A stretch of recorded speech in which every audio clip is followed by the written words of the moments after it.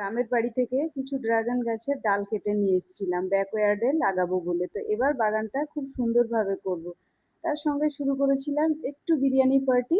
এরা আমার বাগানের মানে দেখাশোনায় হেল্প করবে, তাই আমিও দিদি হিসেবে তাদের আজকে একটা ছোট্ট ট্রিট দিয়ে দিলাম। তো বাগানে এই যে এই শাকটা হয়, এই শাকটা আপনার ভিডিও দেখেছেন, আমার ভীষণ খেতে ভালো লাগে। তো যখন বাগান পরিষ্কার করছিলাম পুরোটাই কেটে দিয়েছিলাম, আর একটু গিয়েছিলাম আমার বোনের রেস্টুরেন্টে। তো আজকে এই যে গ্রামে যাব বলে একদম রেডি হয়ে গেছি, আর গ্রামে যাওয়ার সময় একটু এইরকমই কাপড় পরতে হয়, তার কারণ আমি তো বাইকে করে যখন যাই তখন ওই বাইকের চাকার যে একদম কাদা ছিটে উঠে সুতির চুড়িদার সব নষ্ট হয়ে যায়। তো আমার মুখটাই এখানে কেটে গেছে। মুখটা দেখা গেলে বেশ ভালো লাগতো, তাই না বলুন? ডেইলি লাইফের আরো একটি ব্লগে সকলকে স্বাগত। তো একদম রেডি হয়ে গেছি, আমরা যাই স্কুল টাইমে। কেন স্কুল ধরতে হয়? আমাকে তো নয়, আমার হাজব্যান্ডকে। আর আমার তো ডিউটি থাকে সেখানে গিয়ে রান্না বান্না অনেক কিছুই। আর মেঘলা মেঘলা ভীষণ সুন্দর ওয়েদার, মানে মন ভরে যাচ্ছে যেতে যেতে। এই যে মানে বাইকের চাকায় মনে হচ্ছে হাওয়াটা একটু কম আছে, তো কিছুটা যাওয়ার পরে হাওয়াটা একবার চেক করে নিল, নাহলে দুজন আছি, কোথায় অসুবিধা হবে কি হবে না হবে। তো এখানে দাঁড়িয়ে দাঁড়িয়ে দুই চাকারই হাওয়াটা একদম চেক করে নেওয়া হলো, তারপরে আবার যেতে হবে। এই যে বাড়ি পৌঁছে গেছি, আপনারা আগের ব্লগেও দেখেছেন আমার গ্রামের বাড়ি।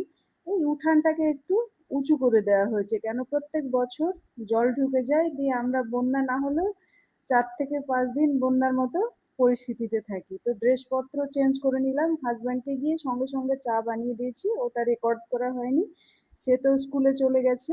আর আমি এই যে গিয়ে রান্না বান্না করব, মানে চলছে তো কি কি রান্না। ওই যে পটল পোড়ানো হচ্ছে, আর ওইদিকে একটা আলু পটল ডিম দিয়ে ঝোল হচ্ছে। আর আমার এই যে মেয়ে সেজুতি, ওর প্রচুর অভিমান হয়েছে, কেন এবার আমি 1.5 মাস পর বাড়ি গিয়েছি, তাই আমার সঙ্গে আর কথা বলবে না। তো যাই হোক, তারও আদর ভাঙালাম। আর আমাদের গাছে দেখুন লেবুগুলো ভীষণ সুন্দরভাবে হয়েছে, কিন্তু একটাই সমস্যা, বর্ষাকালে লেবু হলে কি করে খাবো? সেই ছানা কাটার কাজে ব্যবহার হয়। আমার শ্বশুর মশাই প্রত্যেকদিন ছানা খায়, তো ছানা কাটার কাজেই ব্যবহার হয়। তো ইতিমধ্যেই হাজব্যান্ড এই যে স্কুল থেকে কামরাঙা কিনে নিয়ে এসছে, তো একটু টুকুস করে খেয়ে নিলাম যতটুকু পারলাম। তো বাড়ি ফিরে এসেছি বহরমপুর, আসার পরে আমরা এই যে 3 বোন মিলে, মামার বোন মেয়ে কাকার মেয়ে মিলে আমার আরেকটা বোনের রেস্টুরেন্টে চলে গিয়েছিলাম। এটা লালবাগে ছিল। এদের ভীষণ সুন্দর রেস্টুরেন্টটা, খাওয়া দাওয়া ভীষণ সুন্দর, খাবার দাবারের quality plus pocket friendly plus ambience, একদম গঙ্গার ওপারে হাজারদুয়ারির পাশে, ভীষণ সুন্দর জায়গা। আমরা তো মাঝে মধ্যে সেখানে যাই, আড্ডা দিই। আমার বোন নিয়ে আসছে, যেহেতু দিদিরা এসছে বলে সার্ভ করছে। তো যাই হোক, হাসি মজাক দিয়ে খাওয়া দাওয়া শুরু করলাম। ভীষণ ভালো লাগলো, আনন্দ খুশি, আমার বোনের বর আর বোনের ছেলে সবাই মিলে একসঙ্গে ফ্যামিলির একটা গেট টুগেদার মতো ইভিনিংটা কাটিয়ে এলাম। আমি খাচ্ছি আর আমি বলছি যে আমার বোনের বরের এখন জঙ্গিপুরে পোস্টিং, জঙ্গিপুর থানায়, সে পুলিশ এসআই। আর খাবারটা কিন্তু ভীষণ টেস্টি হয়েছে, চিকেন ললিপপ আমাকে মাঝে মধ্যে বেশ খেতে ভালোই লাগে, আর গরম গরম এরকম যদি পাওয়াই যায় সেটার তো আর হিসেব নাই। মানে কি বলবো, ভীষণ সুন্দর। আগে খেয়ে নি, খেতে খেতে কোনো রেকর্ড কি আর করা যাবে। দিয়ে দুই বোনে মিলে এই যে মাটির ভাঁড়গুলো আছে গঙ্গায় আমরা ফেলছি, যে কার কত দূরে যায়। এটা যদি আপনাদেরকে দেখাতে পারতাম না, ভীষণ সুন্দর হতো। তো দুই বোনে 2 কাপ করে 4 কাপ চা খেয়েছি।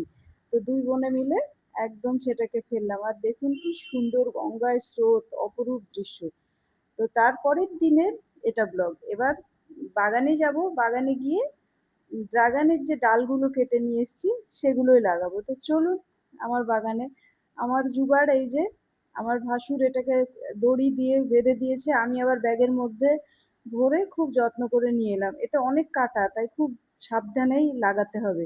আর আমি এখানে বাগানটাকে খুঁড়ে খুঁড়ে রাখছি, কেন প্রচুর ঘাস হয়ে যায়, কিন্তু এখানে যে সবজি লাগায় না কেন এত ফলন হয়, মানে খেয়ে পাড়া প্রতিবেশীকে দিয়ে শেষ করা যায় না। তো এটাই আমার হাজব্যান্ডের সঙ্গে গল্প করছি যে আর কি, মানে আরো অনেক কিছুই সবজি লাগাবো। তো একটু কোদাল দিয়ে খুঁড়ে দিলাম, আর আমাদের নিচে কিছু ছেলে থাকে, তারাও একটু একটু আমাকে হেল্প করে দিচ্ছে যে দিদি একটু করে দেবো। তো আমি ভাবলাম হ্যাঁ করে দেবে, আমিও করব। আর আমি তো পার্মানেন্ট এখানে থাকি না, আমি যখন থাকবো না তাদের দায়িত্ব জল দিয়ে দেওয়া গাছে। এর আগের বার প্রচুর কিছু লাগিয়েছিলাম এখানে, শিম থেকে শুরু করে অনেক কিছু। তো ভিডিওটা ভালো লাগলে অবশ্যই লাইক, শেয়ার, কমেন্টস করতে কিন্তু ভুলবেন না। আর আমার মতো কে কে কঠোর পরিশ্রম করেন সেটা বলেন। তো প্রচুর খুঁড়ে নিয়েছি, এবার ক্লান্ত লাগছে, তো এই যে ডালগুলোকে এবার বসিয়ে নিই। ভাবছি ডালগুলো দুটো মানে ডালের মধ্যে 2 ফুট করে গ্যাপ দিব, কেন গাছগুলো তো বড় হবে, তখন এর মধ্যে আবার মানে ওই বাঁশ কিংবা কোনো একটা গার্ড দিতে হবে, নাহলে ওরা নেতিয়ে পড়ে যাবে। আর যেহেতু এখানে সবজির চাষ হবে, সেহেতু সেইভাবেই লাগাচ্ছি। তার সঙ্গে এটাতে অনেক কিছু প্ল্যান আছে, চা খাওয়ার একটা জায়গা বানাবো, মানে খুব সুন্দর গার্ডেনিং করব। হয়তো 3-4 মাস পরে আপনারা আমার গার্ডেনের ব্লগই দেখতে বেশি পছন্দ করবেন। আর পা দিয়ে চেপে চেপে দিচ্ছি, কেন এখন প্রচুর বৃষ্টি হচ্ছে, তখন গোড়াটা খুলে গেলে অসুবিধায় পড়ে যাব, দেখার তো কেউ নেই, আর এগুলো তো বৃষ্টিতে লেগেই যাবে। একটা লেবু গাছ অলরেডি লাগিয়েছি, আর কিছুটা আছে ওই পদ্মকচুর শাক। তো আমার এখানে রোদ পায়, ভীষণ সুন্দর জায়গা, গাছ শাকগুলো ভীষণ টেস্টি, আমি মাঝে মধ্যেই এ, রান্না করে খাই, রেসিপি শেয়ার করি আপনাদের সঙ্গে। তাই ওদের সাথেই কথা বলছি, আমি বলছি, আমার একটু ক্যামেরাটা ধরে দাও বাবা। তারা আমার ছেলের বয়সী প্রত্যেকেই থাকে। তো তারা বলছে দিদি কাজ করে দেবো, কিন্তু আমাকে আমাদের ট্রিট দিতে হবে। তো কি ট্রিট? বিরিয়ানি। আমি বললাম হয়ে যাবে, কোনো ব্যাপার নাই। দিয়ে বিরিয়ানি তো খাইয়েছি, সেটাও ব্লগে আছে। আর এখানে আমি গার্ডেন করব বলে এই যে একটা ট্যাপ লাগিয়ে নিয়েছি, পাইপ লাইন রাখা আছে, যেন কোনো অসুবিধা না হয়। আজকের ওয়েদারটা একটু মেঘলা মেঘলা আছে, মেঘলা কি সকাল থেকে বৃষ্টিই পড়ছিল, তাই হয়তো একটু ক্যামেরাটা অন্ধকার অন্ধকার হবে। তো আপনারা দয়া করে ব্লগটা কিন্তু কমপ্লিট দেখার চেষ্টা করবেন। আর এই যে এইগুলো কেটে মানে এগুলো পদ্ম কচু ভীষণ ছোট ছোট হয়েছে, এগুলোকে কাটার কারণ আছে। আমি কালকে মায়ের বাড়িতে যাব একটু দেখা করতে। তো মা বলেছে তোর বাগানের যে শাক আছে শাকগুলো নিয়ে আসবি, যেটুকুই যেমনই আছে। তো আমি বললাম ঠিক আছে, কুড়িয়ে বাড়িয়ে তোমার একাই খাওয়ার মতো হয়ে যাবে। তো সবই কাটাকুটি করে নিয়ে যাব, আর এখান থেকে বানিয়েই নিয়ে যাব, যেহেতু আমার মা ভীষণ অসুস্থ, মানে কোনো রকমে নিজেরটা করে নিতে পারে, চলাফেরা করতে পারে কোনো রকমে।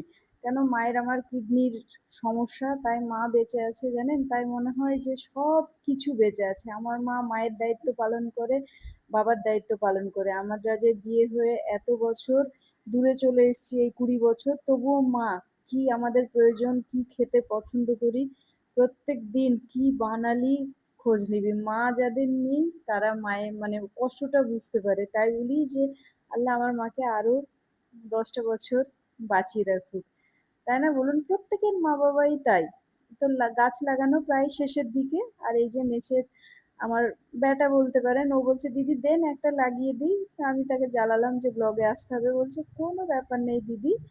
আর আমি শেষেরটা একদম লাগিয়ে নিলাম। হাতের নখের যা অবস্থা বলে বোঝানো যাবে না, কিভাবে উঠবে আমি সেটাই বুঝতে পারছি না। মানে সার্ফের জলে হাত ডুবিয়ে বসে থাকতে হবে। এত কিছুর পরেও আবার ছেলেদের আবদারে বানিয়ে নিলাম একটু বিরিয়ানি, দিয়ে রাত্রেই ওদেরকে খাওয়া দাওয়া করিয়ে দিলাম। তো ব্লগটা কেমন লাগলো অবশ্যই কিন্তু জানাবেন। প্রত্যেকেই ভালো থাকবেন, সুস্থ থাকবেন। তো তারা তো বিরিয়ানি খেয়ে প্রচুর প্রশংসা করছে, আর আমার হাজব্যান্ড তাদের তুলে তুলে খাইয়ে দিচ্ছে। তারা আমার প্রত্যেকেই ছেলের মতো, আমার ছেলের থেকেও ছোট, সব এবার এইচএস দেবে। তাই এখানে পড়াশোনার